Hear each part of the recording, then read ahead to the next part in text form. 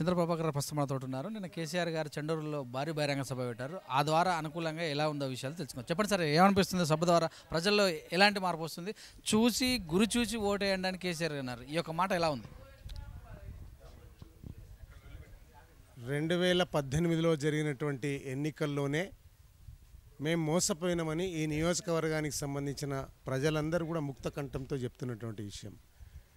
ప్రజలు కూడా ఒకే ఆలోచనతో ఉన్నారు.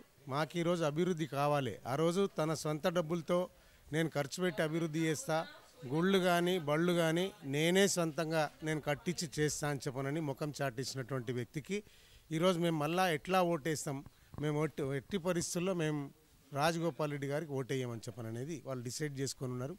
అదే కాకుండా మేము అభిమానంతో ఆత్మాభిమానంతో ఆయనను గెలిపించుకుంటే మా ఆత్మాభిమానాన్ని తుంగలదొక్కి ఈరోజు ఆయన వ్యక్తి స్వార్థానికి కుటుంబ స్వార్థానికి బీజేపీకి అమ్ముడుపోయి తెచ్చినటువంటి ఎన్నిక కాబట్టి మేము ఈరోజు ఆయనకి ఓటు వేయం. ఎట్టి పరిస్థితుల్లో ఆయనతో అభివృద్ధి జరగదు. జరిగే అభివృద్ధి ఉంటే కేసీఆర్ తోటి జరుగుతుందన్న ఒక గొప్ప ఆలోచనతో మమ్మల్ని అందరినీ కూడా హక్కున చేర్చుకుంటా ఉన్నారు. అందుకే నిన్న జనాలు కూడా అశేషంగా ఈరోజు ఆ వచ్చినటువంటి జనాలు కూడా హృదయాంతరాల్లో నుంచి సీఎం గారికి మేము మద్దతు అని చెప్పనని వచ్చినటువంటి సభ. మరి ఆ సభ ద్వారా ఈ నియోజకవర్గంలో 100% టీఆర్ఎస్ గెలుస్తుంది, దాంట్లో రెండో అనుమానం లేదు. ఈరోజు టీఆర్ఎస్ గెలుస్తుందన్న ఉద్దేశంతో ఈరోజు పెట్టాల్సినటువంటి సభను రద్దు చేసుకున్నారు. భయంతో ఉన్నారు వాళ్ళు.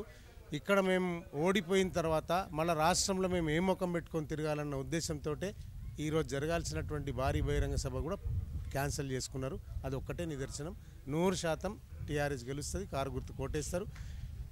కేసీఆర్ గారిని నిండు మనసుతో పెద్దలందరూ కూడా ఆశీర్వదిస్తారు.